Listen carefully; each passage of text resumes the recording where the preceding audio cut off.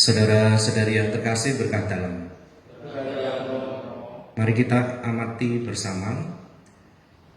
Ada pagar yang berduri, ada juga pagar tembok yang dikasih beling, lalu juga mungkin ada satpam, ada anjing yang dipelihara untuk menjaga.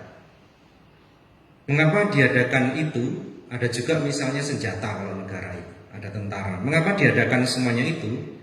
Karena orang mencari rasa nyaman dan aman, jelasnya itu.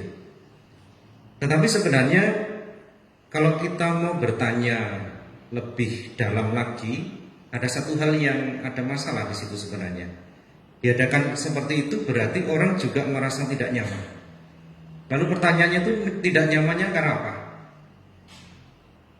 Saya tidak nyaman dengan orang lain, atau orang lain itu bisa jadi juga tidak nyaman dengan saya, ya kan? Maka masing-masing merasa harus menjaga diri. Tetapi di sisi lain, menjaga diri itu juga suatu keharusan. Ketika kita menjaga diri, itu mengandaikan bahwa saya menghargai diri saya. Ketika saya menghargai diri saya, menjaga diri, berarti saya sadar bahwa saya adalah orang-orang yang atau pribadi yang berharga. Tetapi konsekuensinya juga kita melihat orang lain juga pribadi yang berharga, yang harus dihormati.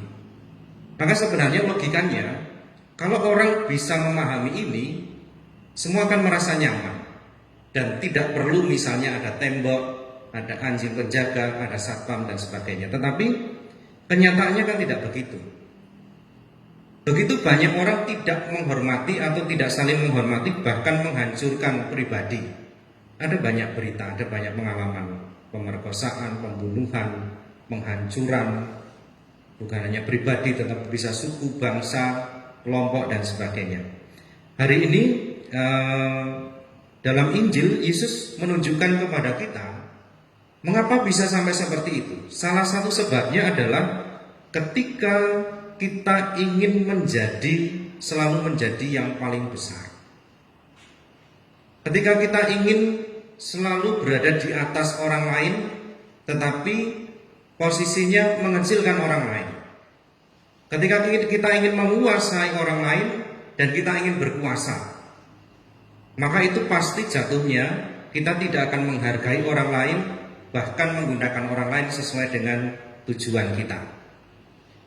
Maka hari ini Yesus menunjukkan salah satu jawaban bagaimana supaya itu tidak terjadi. Sekali lagi Yesus menempatkan seorang anak kecil di tengah-tengah mereka untuk menunjukkan siapa yang mau menjadi terbesar harus menjadi yang terkecil. Tetapi bukan hanya soal yang terkecil. Kalau kita ingin menjadi yang diperhatikan, lalu juga yang menjadi yang dihormati dan terbesar, kita harus menjadi sama dengan orang lain atau memiliki rasa seperti juga orang lain. Maka kita akan menghormati, kita akan menjaga, kita akan membimbing, kita akan mendampingi dan berjalan bersama dengan orang lain. Saudara-saudari yang terkasih, Yesus atau Allah itu begitu menghargai pribadi kita, pribadi per pribadi. Maka satu-satunya rencana Allah adalah keselamatan hidup kita. Salah satunya adalah memberikan malaikat pelindung untuk tadi dikatakan untuk menjaga, mendampingi dan memimpin kita. Kemana? Ya kepada keselamatan itu. Tetapi sebagai pribadi, sebagai manusia yang masih hidup di dunia, mari kita juga menjadi masing-masing malaikat pelindung bagi yang lain. Saling menjaga, saling melindungi, saling menghargai, saling memberikan perhatian kepada satu sama lain. Maka yang namanya kenyamanan dan keamanan pasti ada di mana-mana. Kapanpun, dalam situasi apapun kita tidak menjadi cemas. Karena setiap orang bukan hanya menghargai dirinya sendiri, tetapi juga menghormati dan menghargai hidup orang lain. Kemuliaan kepada Bapa dan Putra dan Roh Kudus. Seperti pada permulaan, sekarang, selalu, dan sepanjang segala abad.